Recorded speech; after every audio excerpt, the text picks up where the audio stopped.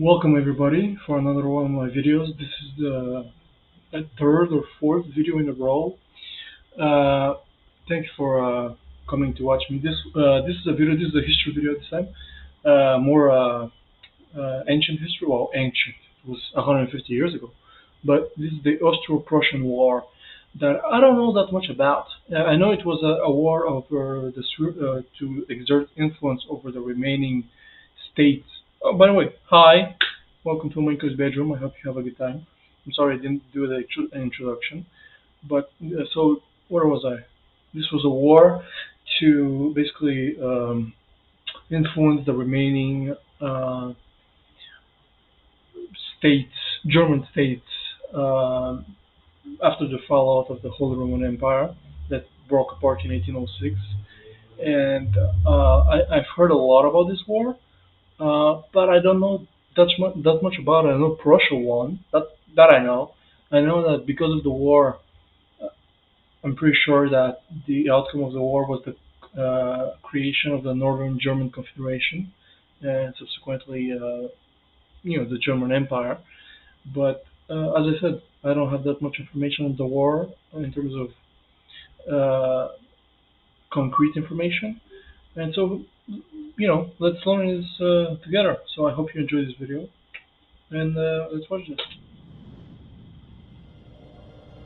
Europe has always been home to conflicts and power struggles across the map. For a continent so big and intertwined, and with frequently shifting borders all throughout its history, it's no surprise that war would often become inevitable. In the case of Central Europe, as the second half of the 19th century came around, the clash for This is a beautiful video, by the way. dominance and consolidated power over the region would be between the mighty Austrian Empire and the rising state of Prussia. Prussia, at the time, was part of the German Confederation and was becoming the most powerful and influential of the incorporated states next to the Austrian Empire. Its leaders were the Hohenzollern family, and in particular, King Wilhelm I, alongside Prime Minister Otto von Bismarck.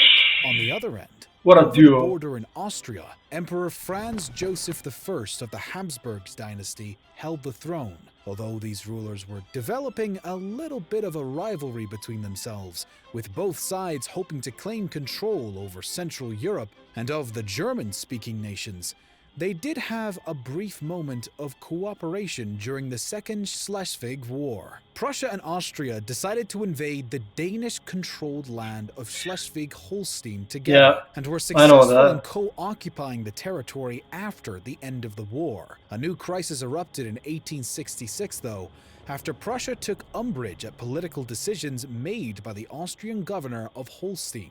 This sparked disputes between both sides and eventually led to Austria sending in precautionary troops along the Prussian border. In response, the Prussians partially mobilized 5 of their divisions at the end of March. Both parties now began preparing for war with each other, and Otto von Bismarck of Prussia had the idea to reach out to a more southern ally. On April 8th, Italy agreed that if Prussia went to war against Austria in the next 90 days, it would join the German state in an attempt to push back against Austria's power. This deal would secure the soon-to-come declaration of war from Bismarck and his allies. Austria was aware of this newfound friendship, though, and began mobilizing its own troops along the Italian border on April 21st. Italy then called for a general mobilization 5 days later, and Austria did the same thing on the following day. Now it was Prussia's turn.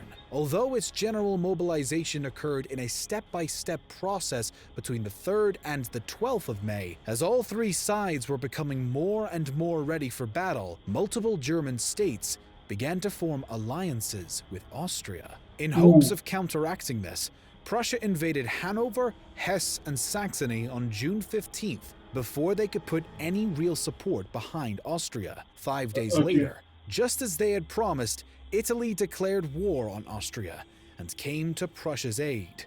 On June 27th, Prussia faced their first loss at the Battle of Langensalza against Hanover, although their victory for the latter was short-lived, as the rest of Prussia's troops eventually surrounded them and forced them to surrender. The Austrian commander, Ludwig Benedict, was hesitant to take his own troops into direct conflict and showed major signs of indecisiveness, even as his Prussian counterparts moved with meticulous and extreme confidence. The Come on, Austrians, despite Ludwig. outnumbering the Prussians, were becoming surrounded and pushed back as their enemies fought with intelligent aggression. By the start of July, Benedict had given up hope and ordered a withdrawal of his men. He sent a plea to Emperor Franz Joseph, begging him to make peace with the Prussians to avoid what he predicted would be a catastrophe for the Austrian army. Much to Benedict's dismay, the emperor flat out refused. Now, the main portion of the war was about to take place. On the 3rd of July, the Prussian army of the Elbe and the Prussian First Army were ready to attack the Austrian army at the Battle of Königgrätz. While the Austrians numbered around... I just have to say this. The quality of this video is insane. The name of this channel is Knowledge. Go check them out. They're insane. This is incredible quality. 215,000, the Prussians only added up to about 124,000.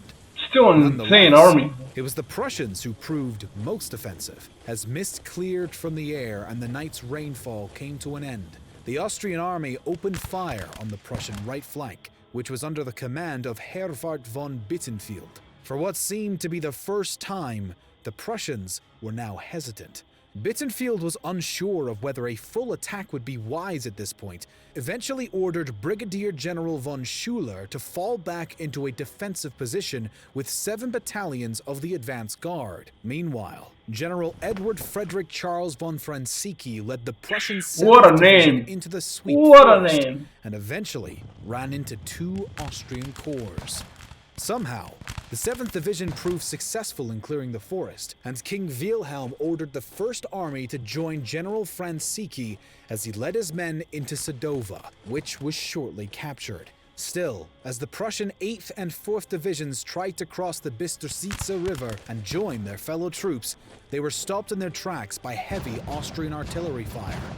Oddly though, Benedict opted not to order a cavalry charge at the same time, which allowed the Prussians to maintain some level of resistance. The Austrians still had significantly better weaponry for long range, and of course, still outnumbered their adversaries. In a lucky advantage for the Prussians though, the Austrians had not been prepared for the kind of close combat that they found themselves in against the 7th Division back in the forest. This is where the tide began to turn in favor of the Prussians. As the Austrians with their muzzle-loading small arms clashed with the Prussians and their breech-loading needle guns, the situation began to support the latter, who were able to operate their weaponry while on the move and didn't have to stay standing while reloading. Although the Prussians were temporarily pushed back, the Austrians made yet another mistake when Benedict refused to launch a full-blown counterattack against both Prussian armies. Benedict! Instead, what the fuck, man? The Prussians fought back We trusted in you.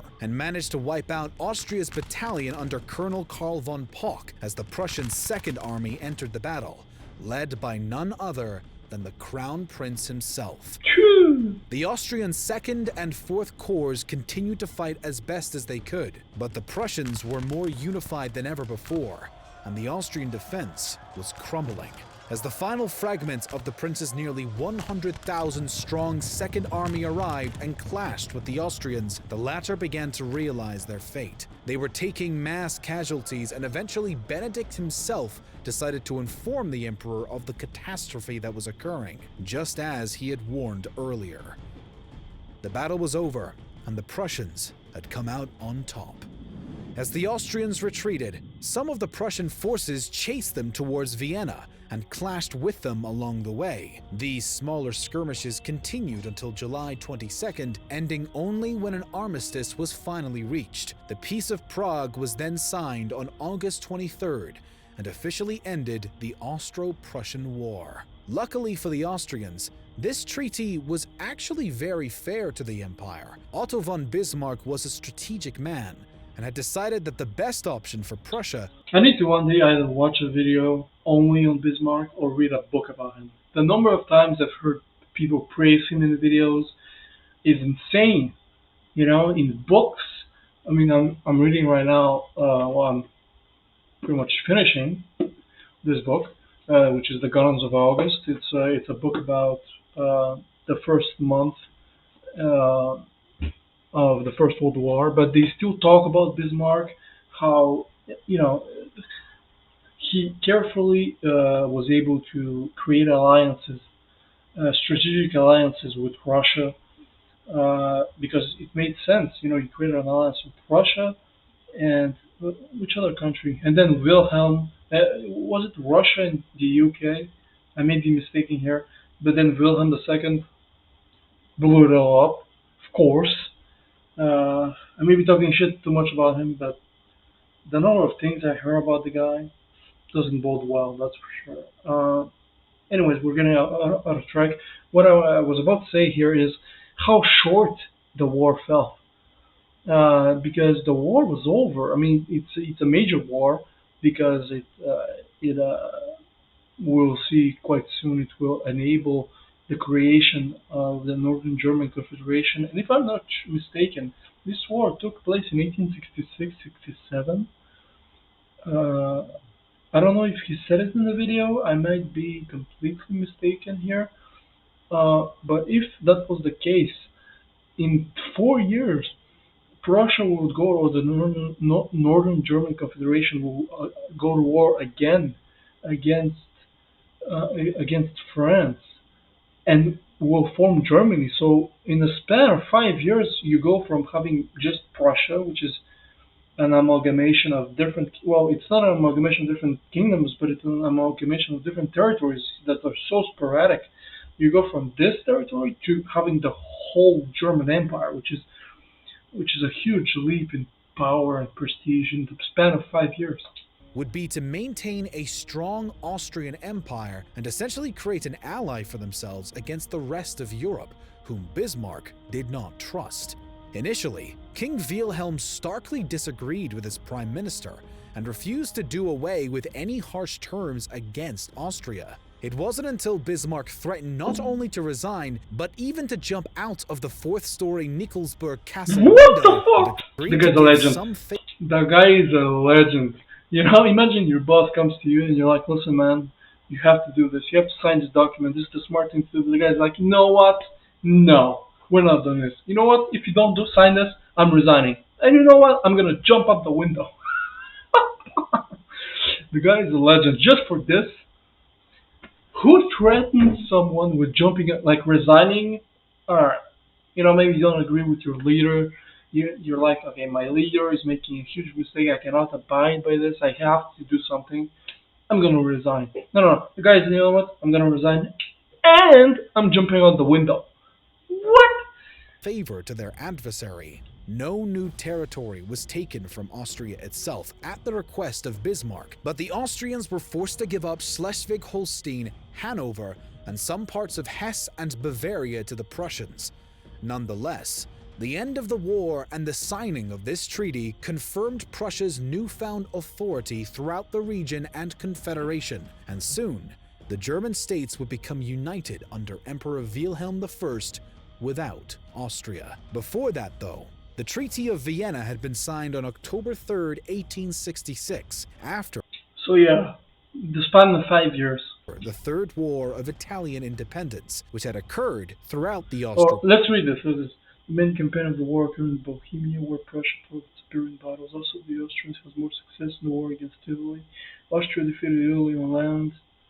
Italy, never getting a break. They always suck in the wars. However, Italians defeated the Austrians, never mind. Conquered the lower part of Trentino. After the peace between Prussia and Austria, the Italian government was forced to seek an armistice with Austria. So they were not including in the talks. So they were basically left dry. According to the Treaty of Vienna, signed on October 12th, Austria ceded Veneto to France. Veneto, which in turn ceded it to Italy, and as agreed in a secret treaty with Prussia. What? So basically, Austria was like, you know what? We're giving a piece of territory to France, and then France is like, you know what? We're giving it to Italy. Like, is that diplomatic? Why? Austria then lost the influence over smaller member states of the former German Confederation. After the defeat, the Austrian Empire was transformed to the Austro-Hungarian Empire. Prussia formed the Northern German Confederation. As I said, after the war against France, Germany will be united under Prussian rule. Prussian War Who was after right? Italy came to Prussia's defense. This treaty confirmed an earlier armistice between the nations and forced the Austrians to hand over Venetia to the Italians and a large chunk of Friuli to the French, who would then transfer power to the Italians as well. These were Friuli. significant losses for the Austrian Empire. I think he made the unification, the territorial unification combined. He didn't make them separate. So basically, because Friuli, you can say this, but I think Friuli is this. If I'm not mistaken, and I think I'm not. This is Friuli, right about here, and then Venezia is this. This is just knowledge from the CK3. But they were still mild in comparison to what Prussia and Italy as its ally could have demanded if not for the insistence of Bismarck, which would later come in handy at the outbreak of World War I. While the events leading up to the Austro-Prussian War had almost seemed to symbolize a new, stronger relationship between Prussia and Austria, this outcome would never come to fruition. The war, instead, drew a wedge between Austria and Prussia, and even between the latter and some of the southern German states. Though many mistakes made by Austrian military leadership and some luck on the part of the Prussians, the struggle would prove the dominance of Prussia in Central Europe and within the German Confederation. Not only that, but Prussia's victory only strengthened its authority and influence, which would continue to grow for decades to come. And although the resulting dissolution of the German Confederation and division between Austria and Prussia would end any hope of a united Germany that incorporated Austria, the Germans would not. Imagine if Germany was from all the way to the strait in the north with Denmark, all the way down to Italy. Imagine if Germany wasn't divided into between the German Empire and the Austro-Hungarian Empire. Imagine if it was one empire.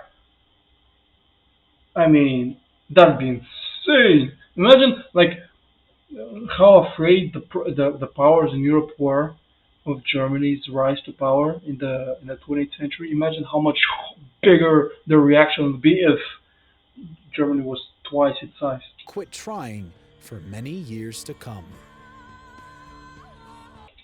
So again, Knowledgia. This is an amazing channel, amazing video. Go watch them. Now my thoughts on the video is, I learned a lot. I learned that, what did we learn? Bismarck is a freaking G. I mean, the guy is,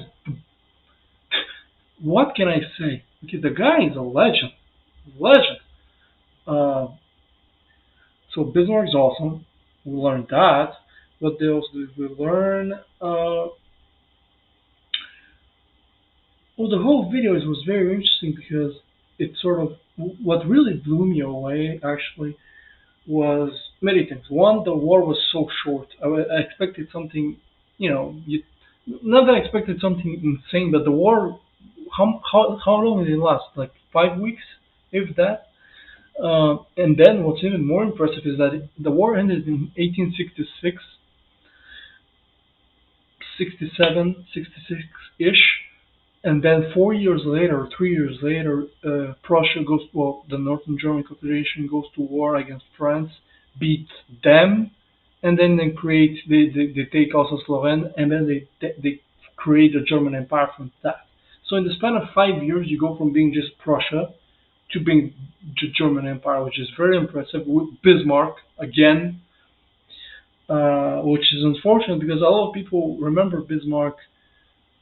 I'm generalizing, but I'm sure that a lot of people remember him only by the ship that sunk in the Second World War. Anywho, we're getting off topic. Thank you for listening. I hope you learned as much as I did, and I'll see you guys in the next video. Thank you.